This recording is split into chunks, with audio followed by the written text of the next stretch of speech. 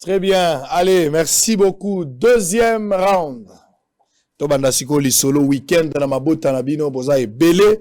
Bozo tia la biso motema. Bolanda siko mosalo tolingi to sala pour la deuxième partie. To réfléchir na maeta limboka. Numéro de téléphone ezali par lequel vous pouvez nous contacter. So bolimbo comme un message, beaucoup comme un message. Nous sommes en direct sur Facebook. Vous allez en direct dans la télévision. Beaucoup l'andabiso, Bosolo Télévision, la seule chaîne au cœur des investigations. Très bien. Allez, 4 personnes. Nous avons Bango déjà tout à l'heure. Alors, avant de reprendre peut-être un reportage que je voulais, Bango peut bâtir Malomana Bango, mais d'abord, on va les saluer. Ndeko John Lungila, Mbote. Mbote Papa Sango, merci beaucoup pour notre casa. Na PCP Bandeko Mbote, permettre ngai pena pesa bana livulu, bana ya Mbanzalemba, bana ya Salongo, bana Rigini, parce que message ezara moko, tolobi 2023, livulu, Mbanzalemba, Salongo, au Parlement et à l'Assemblée provinciale. Très bien, merci beaucoup. Tokopek sa rêve T. Yabato bamoni ki fuba tombo la mongongo na bango po te bayo ki sa ba problème na bango ndenge ezali. C'est tout à fait normal. Surtout que tout toko sokola l'Assemblée wana ba chômeur ba kokome belé. Toko tika ba melidiam ba na kana bango, toko tika ba meli masanga na kana bango bato mayele pe ba kosa musala na bango. Maître Ngoma, allez, Mbote. Mbote mingi ndeko Sango également. Lobito komami okangami na embouteillage na Chango. Vraiment. Embouteillage tala. Benda micro pembe na s'il vous plaît. Ville en tout cas, ville à Kinshasa vraiment, ils allaient mal gérer, ils allaient administrer donc Ngobila, ils ont un rôle monumental, il y a diversion, à autour son bami tout cas il y a occasion. Donc oui, kubando kombo la balabala, mutali déjà ba itabi tout quoi, ils ont des problèmes. Donc na koye baté, ils allaient bader pour na Kinshasa tout son gouverneur na Ngobila. En tout cas, qu'on méritait qu'il s'assate. Très bien, on va parler. Ce n'est pas encore le sujet de Ngobila. Alors, Maître Donald Kabasele. Kabasele, coordonnateur, il y a collectif, il y a communicateur, il y a Union Sacrée. Mouvement où il y a créé récemment. Dans mon avis, il n'y a pas Modeste Bahati, président de Sénat. Bozaki moi Ebele, Babazin Pembe, dans mon avis, Pende Kokan Kolongo, na bande ko ndenge na ndenge moi litulu kwa bato. Finalement, bon lever option, il y a Koyokana. Côté Bochana Molongo, beaucoup plus FCC quand même, bien qu'il y ait un retard, hein. Pepper dans salarion bien avant. Allez, Mbote. Mbote de Kosango, d'ailleurs, nous avons profité d'un micro, nous avons fait ça d'abord, Mbote, dans le communicateur Nyonso, il y a Union Sacrée. Le communicateur Nabuso, il y a UDPS, parti où il n'y a pas d'outil. Nous avons combattants Nabuso Nyonso qui nous suivent en grand nombre. Donc, Kakandengo Lobin de Kosango, il n'est pas trop tard pour s'organiser. Tokoka kite kotika pouvoir oya munene boye communication et banda kote patepa. Nous nous sommes dit bandeko bana mai oyo déjà basala ka déjà musala wana na bambongo na bango na ba moyen na bango to lobi to sangana to sala liboke to sunga biso nyonso mokonzi mboka to soutenir ba institution na biso ndeti na nini omona ki biso tokei komona ndeko Modeste Bahati oyo azali moko ya ba cadre ya Union Sacrée pona kozwa ba orientation kozwa ba conseil na tina nini tokoki kotambola pour que oyo biso toponi esalema malamu. Très bien. Donc na mikolo mikoya je crois que kozala surprise ya komona que mokonzi mboka na biso oyo tozali ko défendre vision na ye tongo midi pourquoi yepe akoyeba koyamba biso et bah institution non sobayeba que pour l'instant il y a une équipe qui a été mise en place où les alliés efficaces pour na kolobela vision ya mokonzi mboka ko défendre ba institution non ya mboka et puis profiter pe na pesa bandeko avec très bien, merci beaucoup. Alors on va et puis voilà. Très bien, ndeko Medaka Nkolongo, une question déjà au kota na mbio malamu. Mais namoni batubele bazo se prononcer déjà pour la probable candidature et chef de l'État yemo baza déjà candidat à propre succession batubele ba ol bazo mona baza fidèle na ye baza se prononcer namoni Modeste Bahati alobaki déjà pour na bango candidat na 2023 à Félix Tshisekedi namona ki yango pe et pas ya Mboso président de l'Assemblée nationale na bato bongo na bongo mais Jean-Pierre Bemba Moïse Katumbi ba baza ba lié à taille na kati ya Union Sacrée. Pour le moment, Bazo paie sa position à la bangote. Cela veut dire quoi? bazana ba ambition pour la 2023 malaise eza aussi en union sacrée ou bien eza stratégique au moment opportun ba se prononcer. Sanguna Pessio, merci. Je crois que na souhaita que bon retour. Merci. Na Équateur qu'on a na moni bilili. Donc au lieu malbo le bakazali vraiment chaîne d'investigation à mon côté. Pour ezata au leki na chaîne o magalunga tindega point check le point net o chaîne d'investigation. Mais tout monde quand même musala, merci beaucoup. Me permettre ngai pe na yebisayo que bana komena Kinshasa so kina le bili kambote ba kon vouloir ngai pour na rejoindre ndeko na ngai ngoma tozana problème makasi ce matin obi que Gentini Ngobila amemela ki biso bourgmestre moko ya sika kombo na ye Pepito Kilala fali ayemba ki po ya tambola na bato ya musique liboso tozalaki wa DGRK ritambola mwana mama maintenant za Pepito Kilala c'est qu'il a outu kosala lelo c'est très grave babroukuma so bazalaki liboso na ye.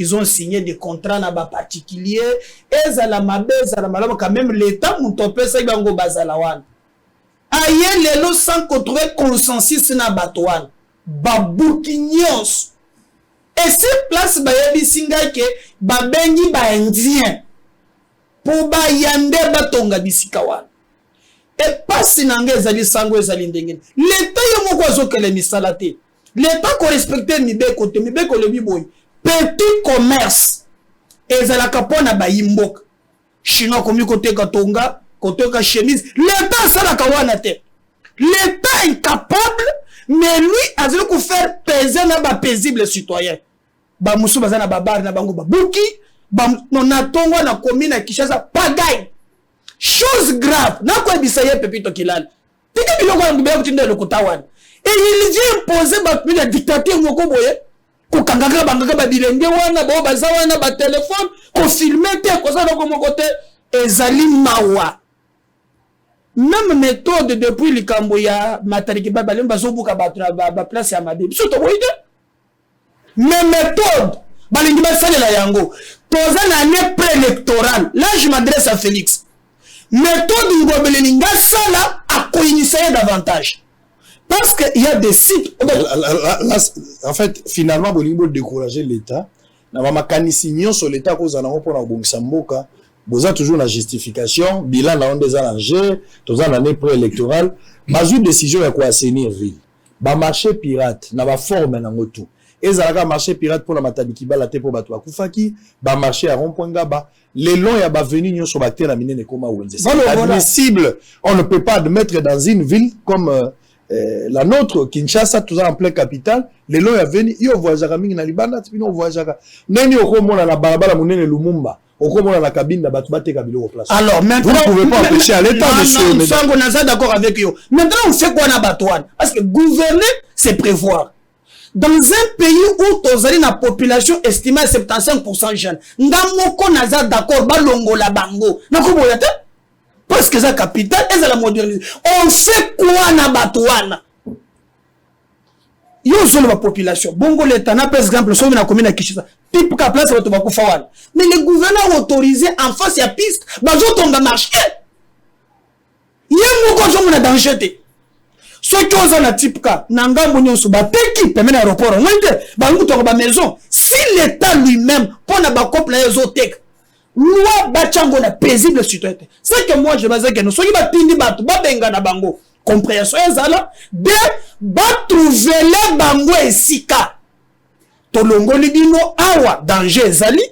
Biso en tant que l'État to prévoir que pour na sécurité na yo zalande awo. Na moni bato zola na mégaphone na Wileri. Yeba bien vendredi tokotumba kitunyoso tokotumba. Bakoshko tokobuka. OK, je suis d'accord. Bazo prévenir. Exactement. Bozo tinda bango wati. Parce que l'État, il faut ça le bilan. En termes d'emploi, par exemple, tokele misala boni. Tala zandu ya munene. 45 000 Guinois. Babuki batelengana. Ndemba tima ba marché, o bazo benga ba pirate wan. Chez moi na commune à Kinshasa, Kabinda plateau. Et comme nous avons même Ngobile Mouto, asala de Kambouana te. Les lois battiers, bandako, chose grave bakomi kozwa bagarantie garantie pour ça on dit bato na rail soki obuki rail kasavu babuki eza ba marché pirate bakomi kotonga siko bandako matériel to ya matériel durable bakomi kozwa garantie. Moi je préfère que ba coordonner yango, j'insiste naza pour ba marché pirate te, mais je veux que l'état aya ke bato wana ba vivaka wana soki tolongoli bino awa to bondisi tout moko ya sécurité na bino ezala. Des fois c'est aussi affaiblir l'état congolais. L'État a emboîté quand même pas bien pour changer les choses. Avec ces discours, on a des fois tant un peu d'autorisation dans l'État. Des fois, ce sont des arrangements frauduleux entre Bango na bata poste à police. Irrégulièrement, bakoti bango place à bandi côté cap. L'État s'amtaka revenu na été à travers Batouana. Aujourd'hui, l'État demande à ces gens-là, ils allent foutre la taxe, ils allent foutre la taxe, c'était mais côté Kalanzela par prévention ils amabe, mais en dehors ils ont bien sapé beauté à ville. Balobi na bino bolonga, l'État doit faire. Mais ils ont musala à l'État, nga eloko na ko senga mida kan Kongo. Bon, tant que yo ko Lukasiko comme député ou comme akuna, ils ont pour qu'il nous parce que l'État musala les allait organiser vie à société. Tant que l'État a organisé, a une négociation té. Où tu peux ça exemple belé. Tout ce qui concerne les Mibeko, bah négocier à Kayango, il faut les appliquer. Bah appliquer à Kayango. Ah des gars et salamaki na matali kibal. Bah tanagi kombo à Médard, te. Bah tanagi kombo à monter, bah tanagi l'État. Yo gouverneur, les responsables numéro 1 c'était qui? C'était les gouverneurs. Mais celui qui a commis à Gisasa, parce que j'ai eu à Aristide à commis à Gisasa. Mais il y a l'anarchie totale. On peut venir prévenir le matin, vous revenez le lendemain, beaucoup de rabatou. Tant où l'État a zali kolukako organiser Makambo pour que tout se passe dans l'ordre, jusqu'à quand qui s'assère au tika la lokola na Moyen-Âge.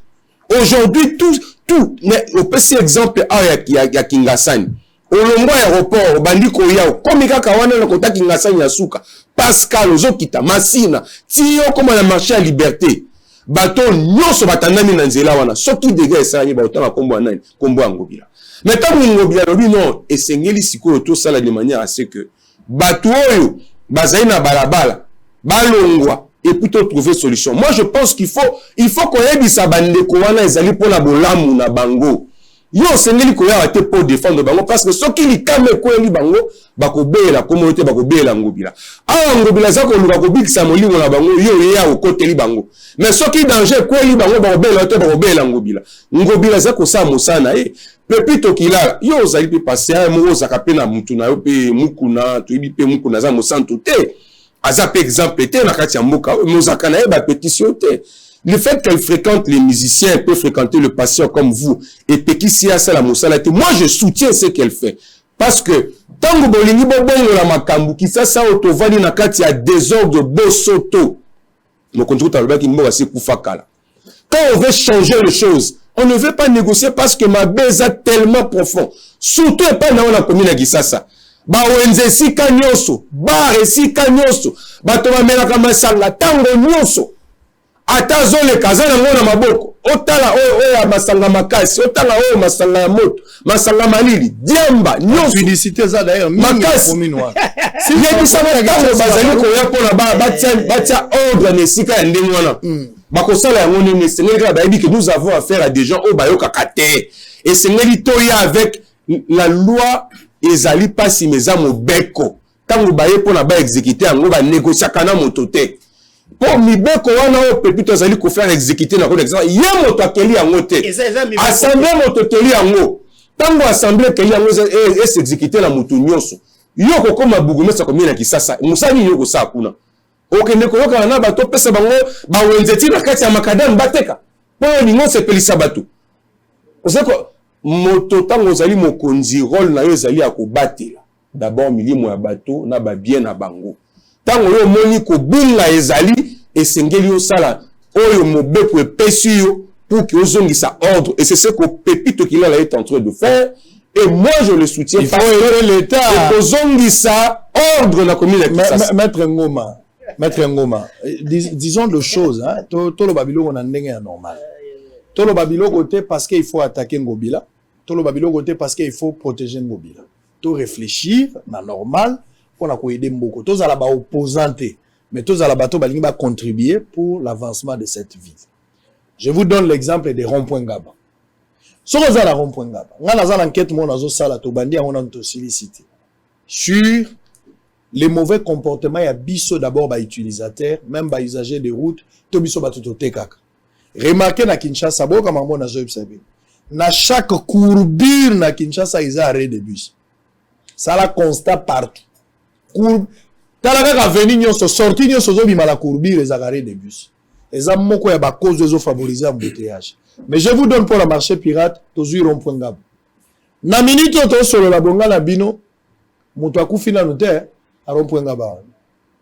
So na rond-point Gaba bi place au hôtel maté koto ba bisi ezo kende balemba patete liberté koto zo kende kianza kuno mati intendance koto ke rond-point Gaba ozo mata côté ya Monga Fula. Wenzeza na balabala bato ateka katondolo awo. Ko yebisanga te po balongola bato wana, fo balukela bango wenza utia bango. Bato bakoma place wana bakoma mukana na l'état te po banda place wana. Il y a un nombre na ba mesa o yebani ya bato po bateka. Dépassement ya bato bakoma vanda libanda, c'est un arrangement ya population na police ou azaka permet nous condamnons cela. Par prévention, je suis d'abord tout à fait d'accord moto alingi vinaye alongwa. Mais sous une autre forme, il y a la responsabilité de l'État. Pour l'État, je vais d'abord pour la combattre la bâtonne, mais à gagner na sima. Mais vous ne pouvez pas refuser dans l'État, sur une initiative, l'élo, il y a la bâtonne balabala. Donc l'État, c'est la mokola kotonga ba wenze, la bâtonne grande avenue. Vous avez le temps. Très bien, merci beaucoup, Ndekonanga Isango. D'abord, awa, terme au babenga marché pirate, na linga koloba yangote. Comment bango ba qualifier ka ba wenze wana ba marché pirate alors que bango ba ko futsa ba pakwa sango ebi lelo ticket na komi na matete na wenza matete ticket mati ticket za la 500 na ba komi 800 francs na moni komi 800 désordre et komi 800 na matete za 1000 francs ticket mati alors bateau ya marché pirate bango nde bo mati les tickets mais besoin reconnaître bango te bo benga bango pirate. Quelque chose de pirate, beaucoup foutent ça mon pas côté. Moïbi à l'État. L'absence de l'autorité de l'État dans la ville province de Kinshasa et ils ont se faire sentir dans tous les coins et recoins de la ville. Assainissement à la ville à Kinshasa. Gentini nous parle de l'assainissement. Voilà, il faut assainir. Bravo, monsieur le gouverneur. Mais quand on a première rue, ti quatrième rue. Wana danger zate kaka la matadi kibala na romponga kozwa 12e rue sangoti 14e rue ba auto sala ouverture ya parc de Kinshasa Sony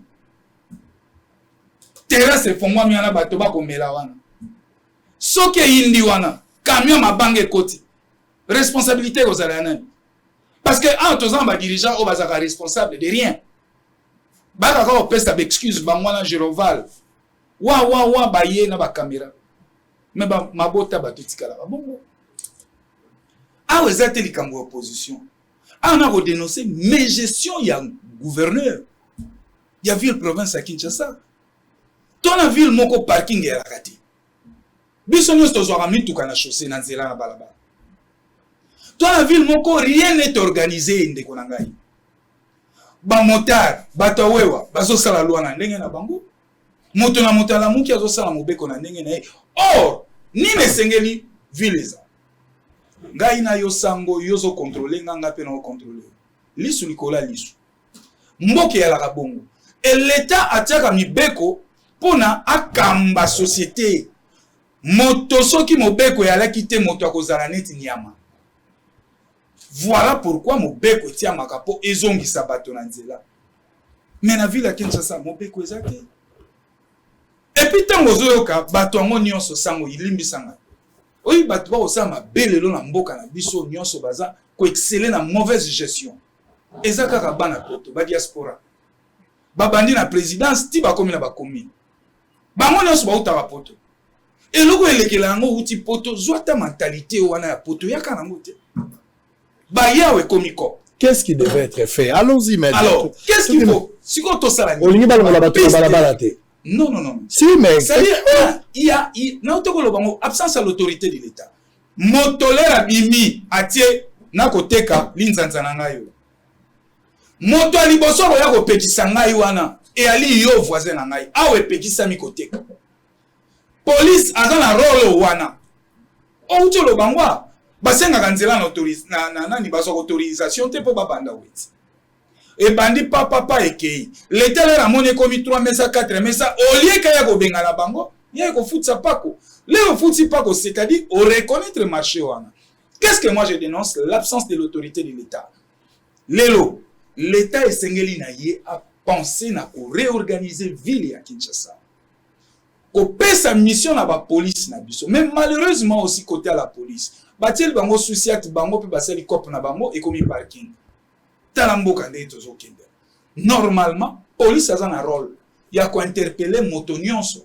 Oti awa aweza wenzete kanga biloko kenda. Au parquet awa aweza parking te longola motuka no tika ku. Motuka na ekufi na balabala longola yango to pesi 48 heures. Ce qui était que Fouriel. C'est ça le rôle à l'État. Mais ce qu'on rappeler bango les soucis. L'absence d'autorité à l'État. Voilà. Maître. Non, il n'y a pas absence d'autorité à l'État. Tout ce qu'il dit, l'ami est en train de dire, je sais que bon, on peut en vouloir à Ngobila, on peut en vouloir au régime, tout ça, bah évidence, exotique à la bah évidence. Est-ce qu'il faut faire quelque chose, vrai ou faux? Il faut faire quelque chose. Est-ce que la ville de Kinshasa commence avec Ngobila? J'ai dit non. Elle ne commence pas avec Ngobila. Il y a eu des méthodes, il y a des habitudes qui datent d'il y a plus de 40 ans dans cette ville. Vous n'allez pas me dire que le système Yagote Nenge Kamana et Bandi Lelo. Non, ils arrêtent depuis longtemps. Non, maintenant, il faut éradiquer. C'est-à-dire, nous faisons un constat. Pour pas corriger une erreur par une autre. Nous disons, ces histoires se sont passées, ça fait autant d'années. Pendant tout le pouvoir qui se sont succédés, nous avons vécu ces histoires. Nous devons changer. Est-ce qu'on peut reconnaître que changement, ils en ont coût, ils en ont sacrifice à vos gens? Quand vous dites aux gens que Bogoté Kalisou sont ratés, Bokende Wenzezara place telle, il faut Bokende. Certainement, Batubarolé là. Parce que pour lui, Nache bassin nanga,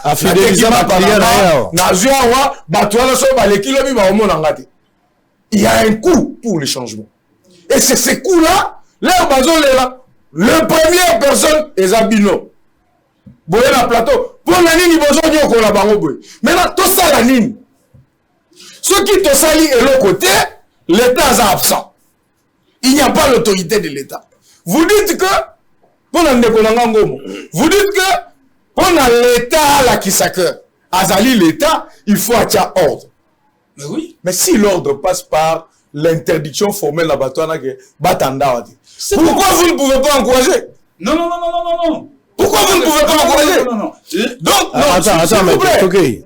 Moi, je pense, en toute objectivité, nous savons que le gouverneur Ngobila a ses faiblesses, il a aussi ses qualités. Ce qui attire accent sur le fait qu'il faut assainir la ville, ce qui assainissement la ville, et allez qu'on passe par, qu'on peut qui s'abattu que bate kanabalabalate, bakoufate, nous ne pouvons que appuyer. Mais il peut y avoir un débat sur la méthode Nini, tozali qu'on mettre en place pour la finalité. Est-ce qu'il fallait brutaliser Batu? Nous disons non, il ne faut pas les brutaliser. Mais est-ce qu'il fallait par exemple adapter une politique qui fait que, bon, marché Zali peut-être qu'on a la capacité à recevoir Batu à l'agnon sauté, on ne saura pas résorber Batu à l'agnon dans un marché, on peut en créer 5 ou 6 et dire à ces gens que vous avez désormais un cadre, beaucoup qui se plaindre de la pléthore, vous ne pouvez pas, vous ne pouvez pas. Je suis d'accord qu'il doit y avoir une politique en amont. Oyo bakocha en place pour que na objectif na biso ya changement tobet à côté de.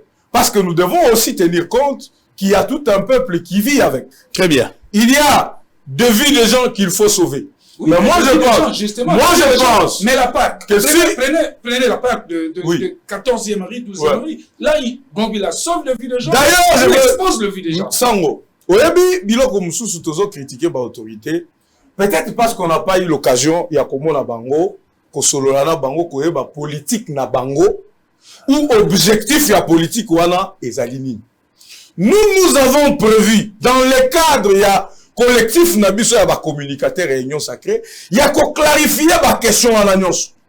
C'est de dire au gouverneur, par exemple, nous vous voyons pour que vous nous dites. Quel est le bien fondé de votre demande, par exemple. Est-ce que ça a été une bonne décision ou une mauvaise décision? Peut-être qu'il n'a pas eu le temps d'expliquer ça. Vous êtes des journalistes, il faut qu'on vous mette à contribution. Vous pouvez expliquer la politique publique. Vous allez mettre en place. Vous pouvez expliquer la batou.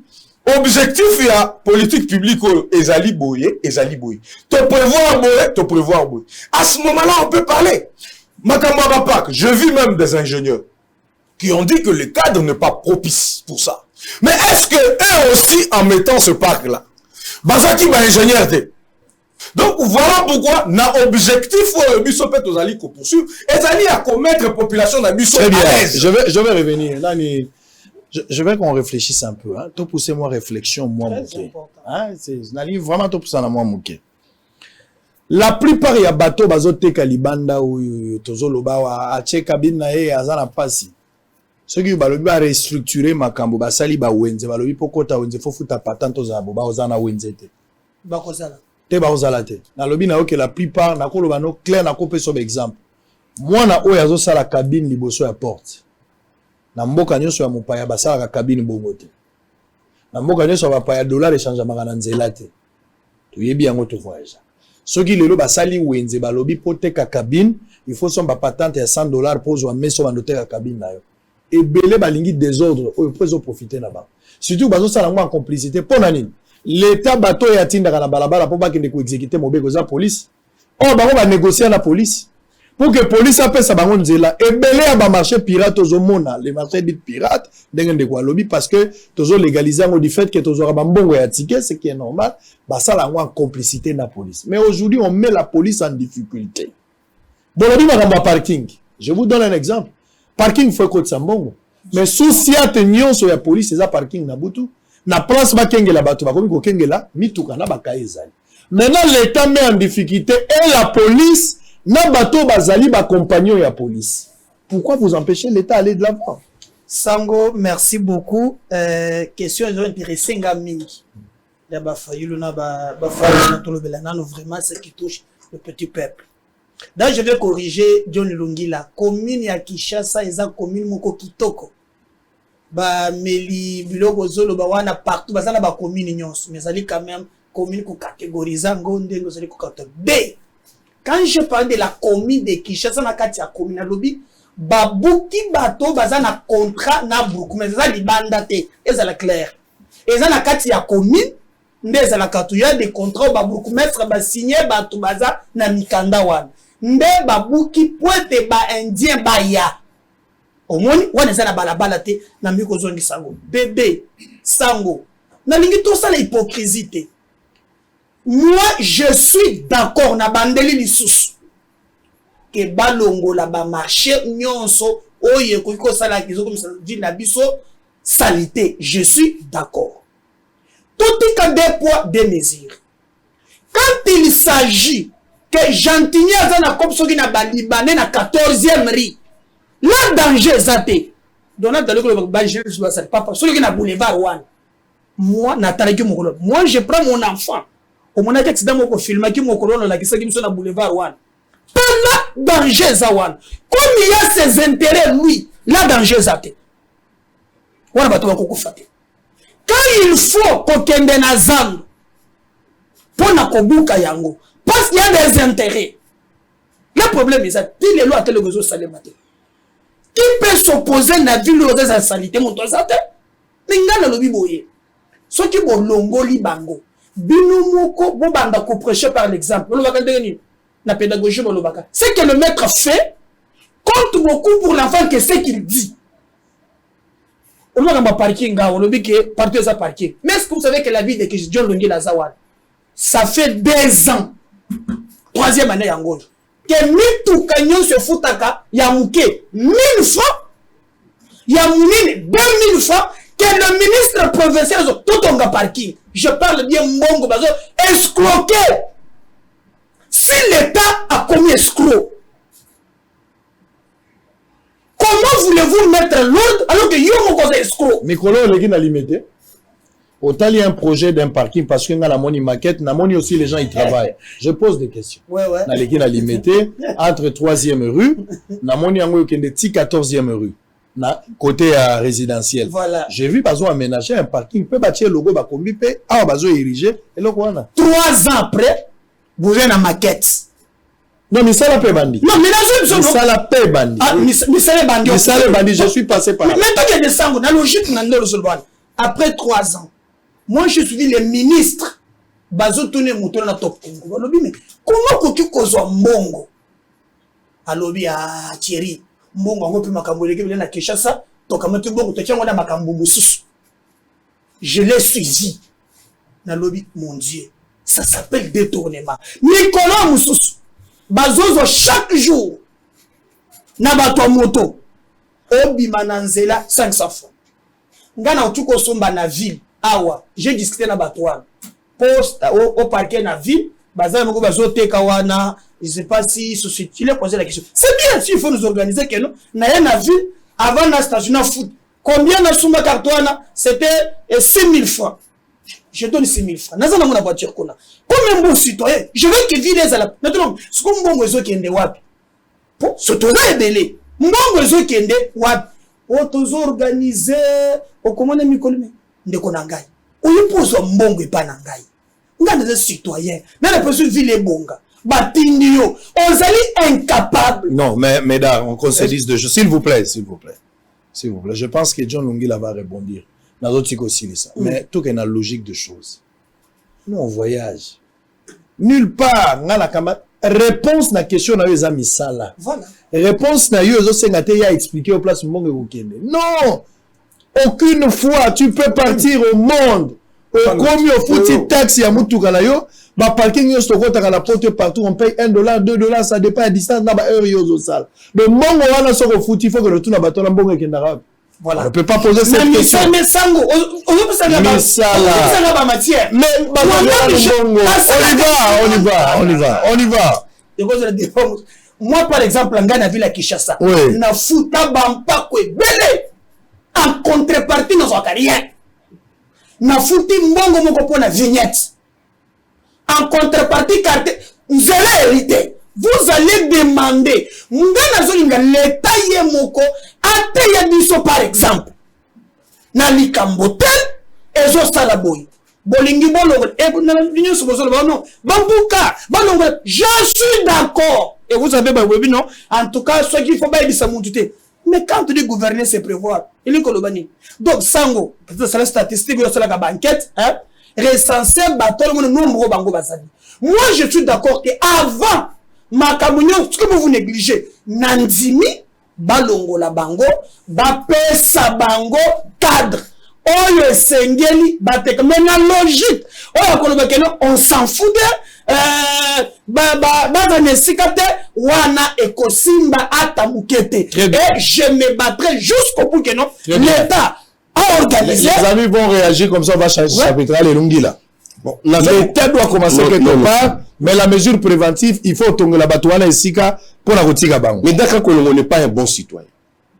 Un bon citoyen ne peut pas parler comme Médard le fait. Pourquoi? Azar la commune qui ça.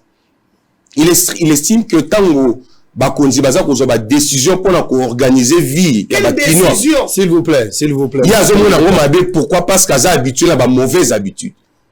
Pourquoi? Attaque to lingaka mousse na yo ngo makasi.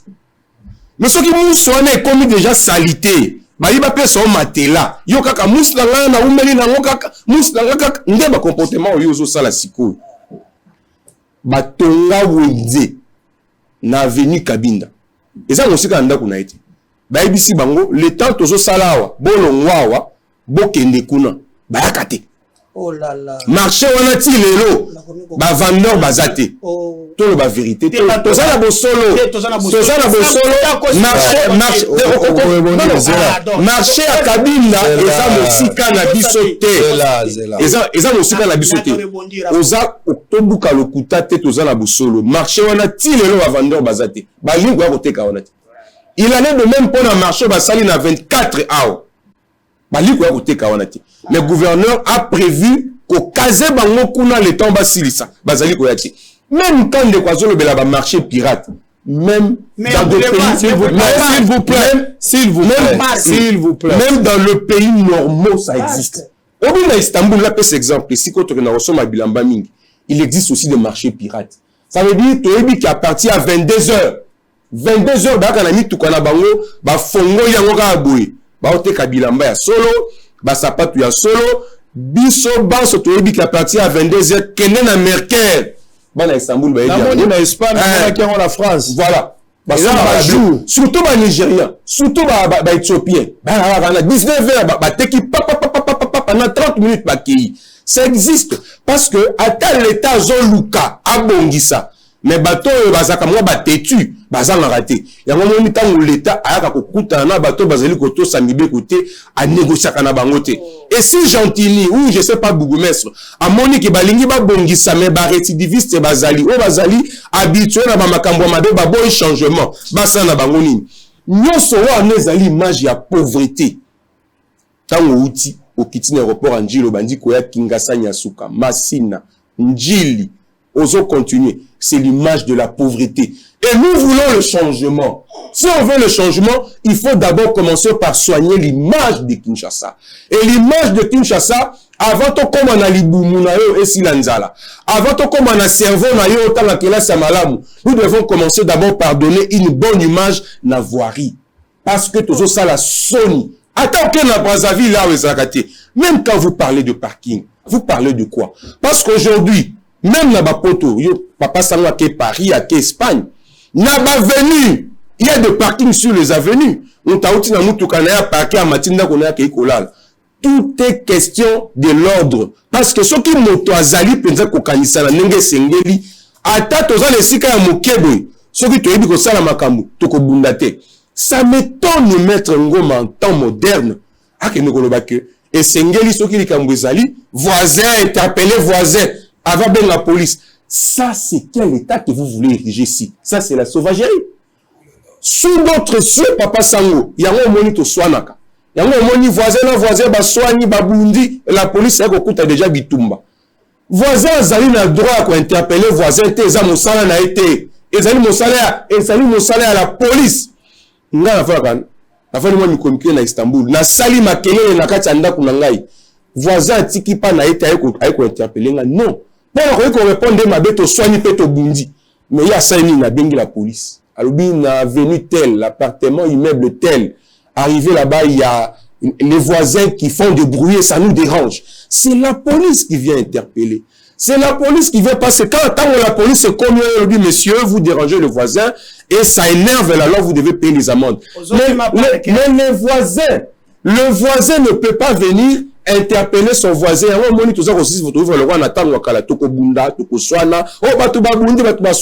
C'est ça l'état que vous voulez ériger pendant qu'aujourd'hui on parle de la civilisation. Même quand vous parlez du parc. Voilà.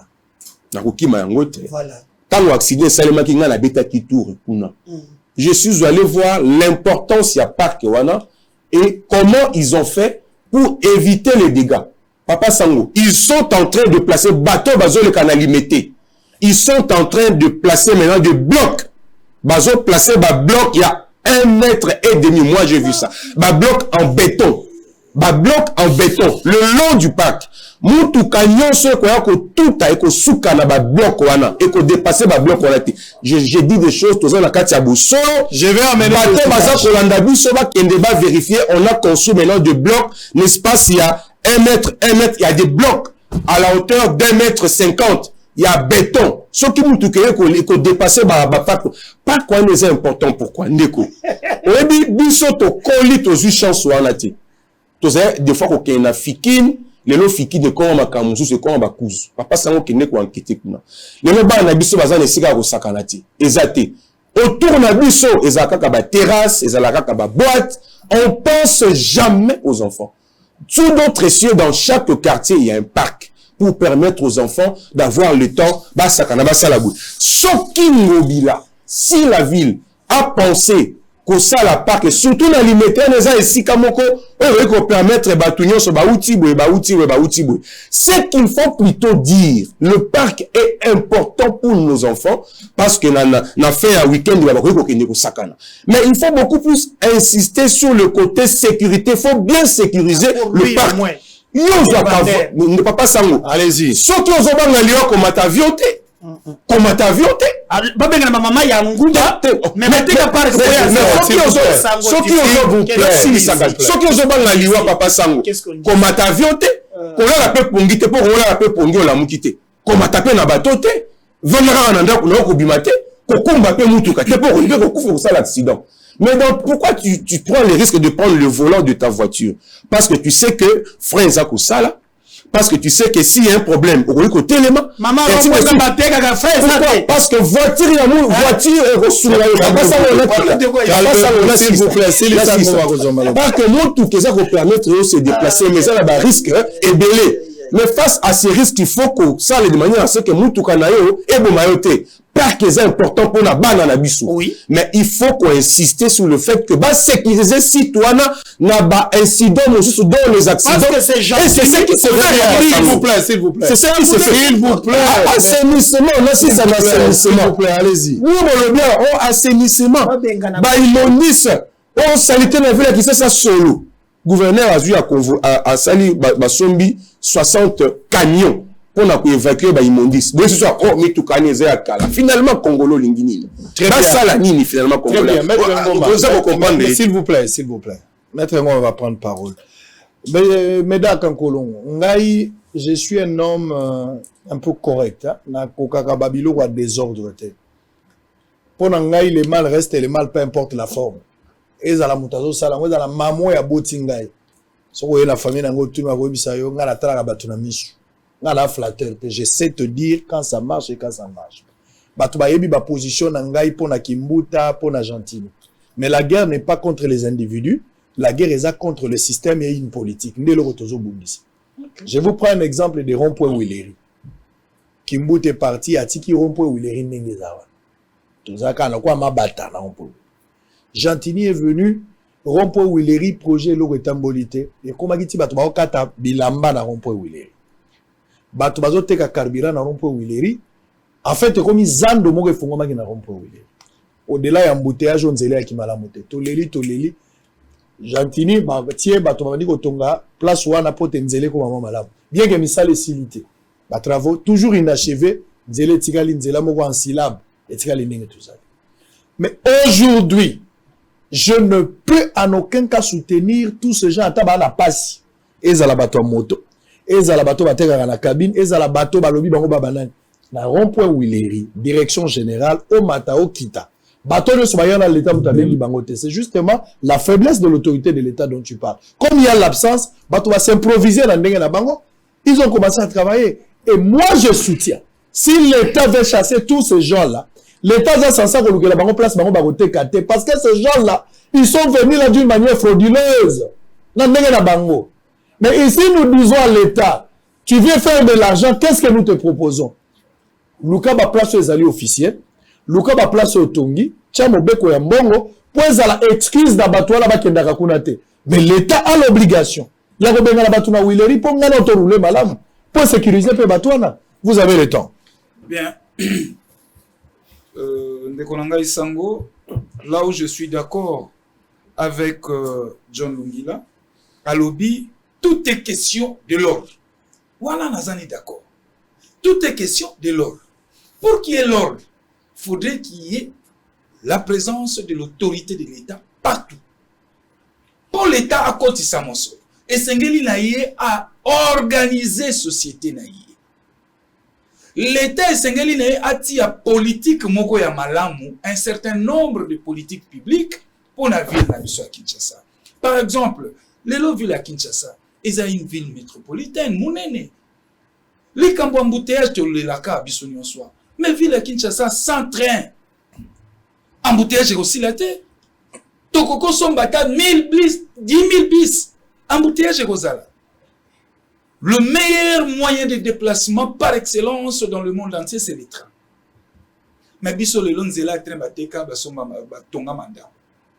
l'absence de l'autorité de l'État. Wenze, il faut une bonne politique publique. Chaque commune et l'État a doté une autorité urbaine, a doté la commune où on a marché. Vous comprendrez avec moi que nous avons des communes ici basées à Wenze. Il y a un peu de ce qui est la politique, il y a décentralisation, il y a côté que la autonomie, il y a commune. Que chaque commune a la Wenze. Et qu'on permette la commune où on a mobiliser les ressources propres. Mais la ville à Kinshasa, il y a 4 ou 5 communes. Ils ont financé le gouvernement et le gouvernement de ville. Parce que 4 communes où on a et le reste des communes basées dans le côté. Vous voyez, étant mon mobilisation le banabiso politique assainissement. Mais oui, moi je veux bien, monsieur le gouverneur. Mais bah évaluer d'abord Kin Centrou. Kin Centrou, les lots qui ne l'ango 6e mois yango. Sans évaluation. Bah chantier bo pesi bato ba kei ba marché musu ba gagner yango de gré à gré. Misa les autres salimati. Est-ce que faudrait-il continuer à mettre la banque maboko? Encore que Kin Centrou est en mobilité. 32 millions de dollars. 32 millions de dollars. Mbomwe kei. L'État moyibi, l'État moyibi. John Lungila awa. Alobi na ngai ke na lobaki moto moko na moko a interpellé. Na lobaki bongote. Na lobaki surveillance. C'est-à-dire, ndeko sango alingo bwa kasi solia kokona ye matiti ya kokwazo bwa kana bide te ndeko. Awe sengeli ko bwa kate kenda ko bwa. Nde yango la bengaka surveillance ya de manière mutuelle. Na ye na assainissement problème à fulu ndeko. Kishasa solo. Kishasa boye. Mais parce qu'il y a absence toujours, il y a autorité à l'État, ils ont persisté de Konangai. Quelle est la bonne politique ou la politique mise en place par le gouverneur Ngobila pour na étaler gestion ba imondis na biso. Mayeli biso projet ya Kinbopeto, j'ai dit bravo. Mais substance à Kinbopeto zani. Comment ba toko banda ko recycler salité na biso? Est-ce que Ngobila a sali campagne pour yebisa ba population quinoise? Voilà ndenge sengeli yo nanda kona o gérer salité na yo. Kosangisa plastique na pondu esika mon côté. Si ya poubelle ya plastique, ya kasa ya kasa, ya papier. Est-ce que yengo bila sali yango na batona? Voilà esika tozoke. Très bien. Lire nazor ya mon. Pour ça la photo changer chapitre. Ndeko nanga lungila auti koloba wa likambo ya organisation. Mon cher ami, ville ekoki otikala boite. Po ki sa so pesa la boite. Tozalaka na inspecteur ya salubité. Bako leka na bandako, bako talata zongo na yo eza ndenge nini. Toilette na yo eza ndenge nini. Lelo bato wana bakenda wana. Kinshasa we ezalaka ya kalanga na botamia na kolia. Na yebi Kinshasa ndenge ezalaki. Nazomona kokufa ya Kinshasa na misu na ngai. Mais est-ce qu'il faudrait-il tout continuer à mettre la ngobila maboko? Donner la lobby yete mtabomaki yango. Mais yo le rokoti oye po bongisa te. Banda kozongiso eza makanisi malamu. Ndeko na ngai na o etali ba park. Na ba parking ya ville ya Kinshasa. Parko wana ba bengi yango park ya Kinshasa. Awa na kati ya Fikini. Espace ezebele. Ateza likambo kolia. Na bo négocier yango bien. Ko exposer bisoté. Zwa bango tinda bango na Fikini. Et encore quel parc mon cher ami? Moi mi tukami keo boyo tellement moi bendango soki descend cette côté carnage. Moi banda kwa mike ma maison préfabriquée la première rue chinois wana kotonga. Ete salité na balabala. Mbulo ya uta tozala na Kisasa oyo.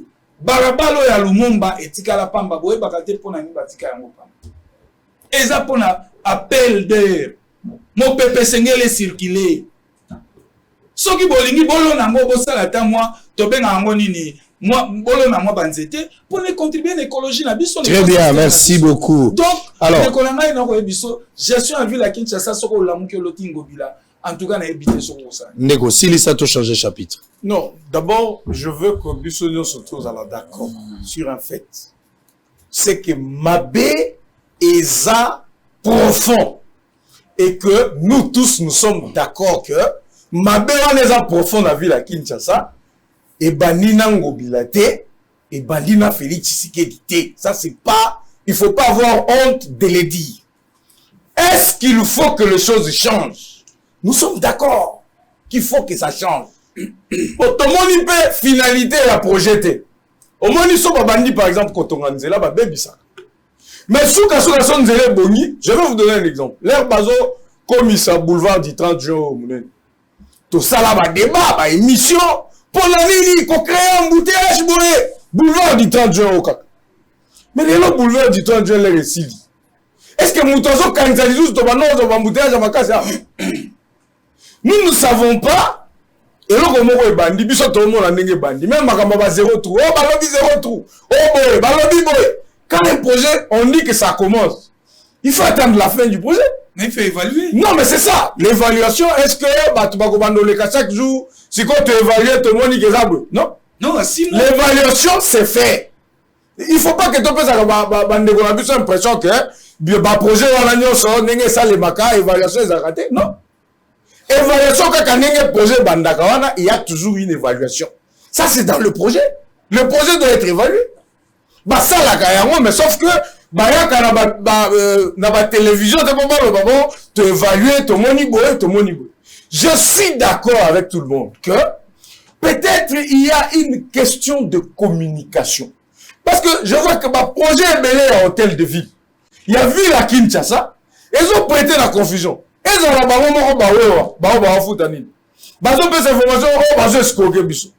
est-ce qu'on ne va pas payer des taxes?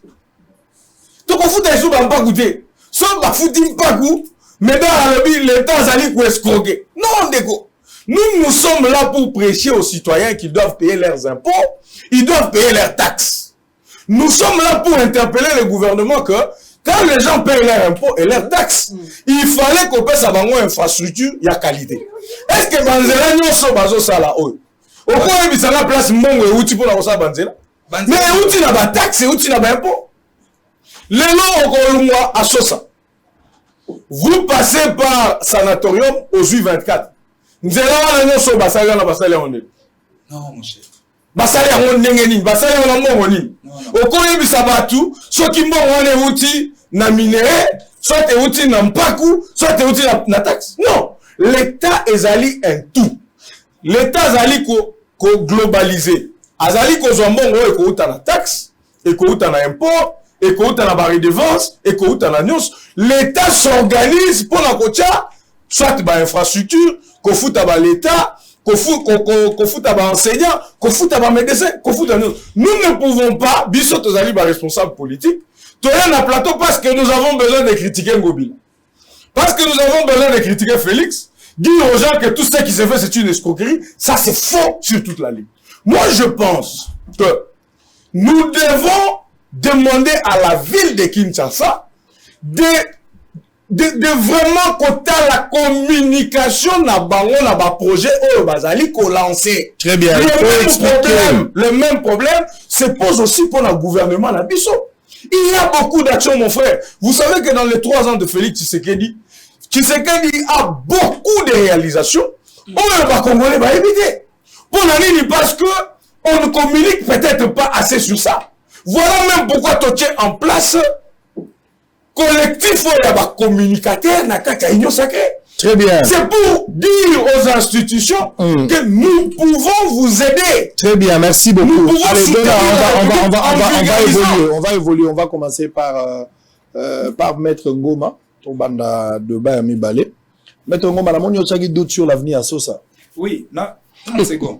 Doute les années à venir, salamité, toi et ça. Non, doute koutoute. Mais bango, bazo géré, bazo tonga banzela, o isa na nité. L'impact. C'est-à-dire, pour voter la ville à Kinshasa, il faut qu'on y ait, banga na bina bote amia. Kinshasa, ça a 5 boucles.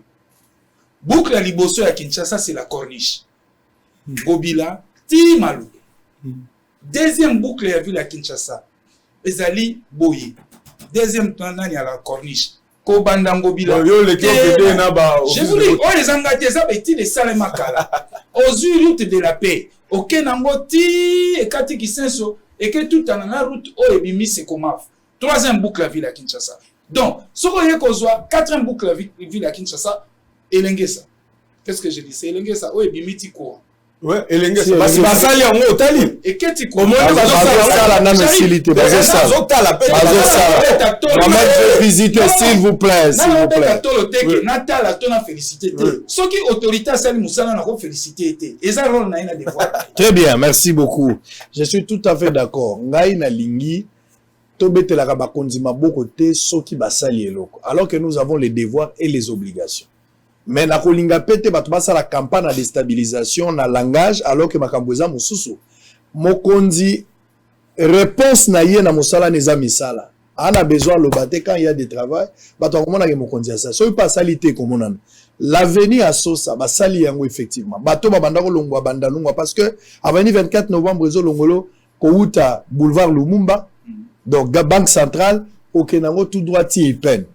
Bato bazaki na problème makasi parce que na rond-point ya mola soko pusika wana na kimbondo na kwa moya kolekeza ta embouteillage makambo na olobela ya co-stationner et en complicité avec la police qui prend même de l'argent à chaque fois. Soko komi na Wenza Selemba à partir à Landu poko mati na Wenza Selemba et ça passe sur les coco beta 4 à 5 même une journée tu peux rester là. Mais les lots qui komi na Asosa au outil lokola régie des eaux en place tozali. Au loin la régie des eaux qui tient en tout droit moto akoki kokende aleki déjà sanatorium sans pour autant aleka na Wenza Selemba. Et ça déjà malamu pour la bango. Pour moto akoleka awa au bibi palais du peuple au komi na Wenza Bayaka au komi na Veningiringiri oleki Landu ozole komatiti likolo au komi déjà la sanatorium. Ça c'est quelque chose de bien mais ba boucle la zolo ba c'est aussi très important parce que na zolo ba lelo soki ma njili po ebukani to komi mboka mibale et c'est grave, vous devez faire ça en urgence. Nous allons prendre un élément. Chacun de vous, tous toujours dans la ville à Kinshasa, on va te retrouver la élection à gouverneur au Bapoussi, donc le Belatam sur Makambo pays a reçu, on verra le temps. Mais total en Makambo, toujours la ville, il y la police. Namoni Makambo ya président Biloko Addis Abeba ou Utiko Salaba, bache police nanzela, bache moura nanzela, embouteillage ezate. Pendant ces jours à bateau embouteillage ezate. Pour la nine, ba délocaliser d'abord barré. Balongoli baroulage dans la bâtie territoriale, la police territoriale, renforcée par la garde républicaine, finalement, toujours roulé normal. Au cours de 20 minutes, j'arrive à toi comme un peu facilement. Mentalité, l'habitation, un problème. L'absence d'autorité à l'État aussi, un problème. On va réfléchir pour la police. Mais j'aimerais qu'on parle d'une police qu'on appelle spécialisée Oudjana. Pas Oudjana. Police n'a besoin de la série problème, parce que pyramide les a renversés. Tous en plus, t'as un cadre qui n'a pas soda moulongo. Baoudjana bauti wapi Baoudjana ezali unité au baformaki tant tozwana maponomi na 2016 Joseph Kabila fois comme en 2016 ba former unité Oudjana pour maintenir ordre mais Baoudjana wana bazui formation ezokende à peu près similaire na oya basoda baza vraiment ba policier te na ba jugement na bango komona ce sont pas des policiers ils agissent comme des militaires botala ce qu'ils ont fait à un député provincial à la vacance parlementaire, il se retrouve na Tchango, na cadre de vacances naé, où Djan a travaillé président, nani rapporté à l'Assemblée provinciale, député. Maintenant, qu'en est-il na biso population, moi si Andounda recevoir maman Maléo. Na Tchango ba plainte ba Oudjan et l'équipe belé, ba kontina bango ba yoka kate, pe Oudjan na yoka kabatute. Alors que baza ba policier, baza la tenue aux populations à Osombe. Nous voulons parler de la police congolaise. Est-ce qu'il y a une fierté aujourd'hui? Ce n'est pas de nos propres. Est-ce que nous sommes fiers d'avoir cette police-là? Est-ce que la police a reflété vraiment l'image du pays? Au contraire, on va réfléchir autour de ça. En image, on se retrouve après.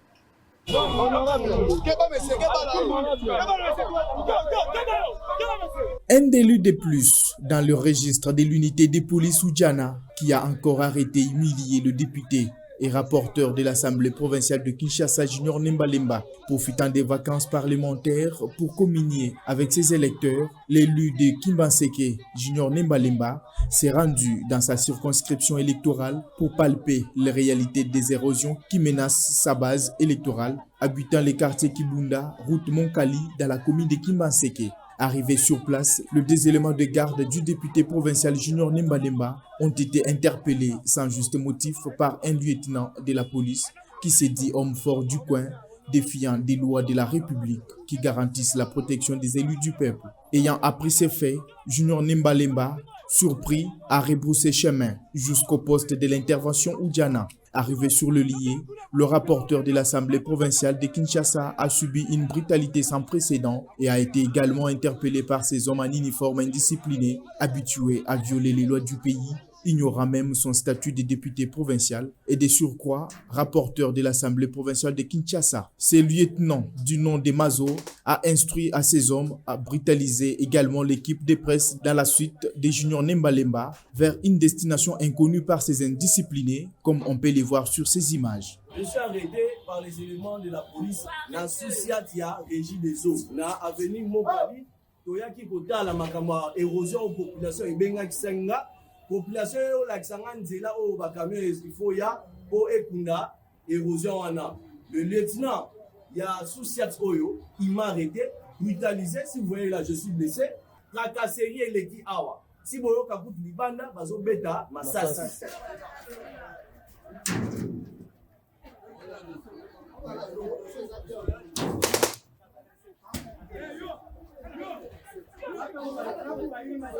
Rappelons que dans un passé récent, cette même unité s'est trempée dans une bavure policière, brutalisant même les membres du gouvernement central et députés nationaux qui étaient dans leur suite en tournée d'inspection du projet Tilégelou. Il est donc temps que cette hémorragie soit arrêtée avec cette unité qui n'est plus à son premier forfait, d'où ces indisciplinés doivent subir une sanction exemplaire pour dissuader tout contrevenant. C'est après quelques heures passées à ces postes de l'unité Oudjana que Junior Nembalemba et sa délégation ont été libérés de tout mouvement.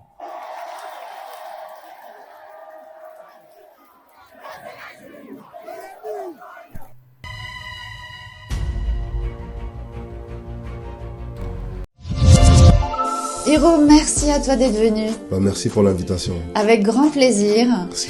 On voudrait faire un petit coucou à Youssouf et Momo Nyangadou, voilà, depuis le Mali. Et Hiro, une dernière question. Comment tu fais pour avoir cette énergie avec tous les concerts que tu enchaînes, les avions, les répétitions, les studios? Quel est ton secret? Voilà mon secret. Doublez vos limites avec Double 7. Faites le plein d'énergie grâce à la gamme de boissons énergisantes Double 7. Composée d'une sélection d'ingrédients riches en vitamines pour un goût unique et un max de plaisir à chaque gorgée. Augmentez votre énergie et retrouvez toute la force et la vitalité nécessaires pour affronter efficacement tous vos défis du quotidien. Double 7, c'est la boisson irrésistible que tout le monde désire et que tout le monde veut goûter, mais... Ah non, c'est ma Double 7.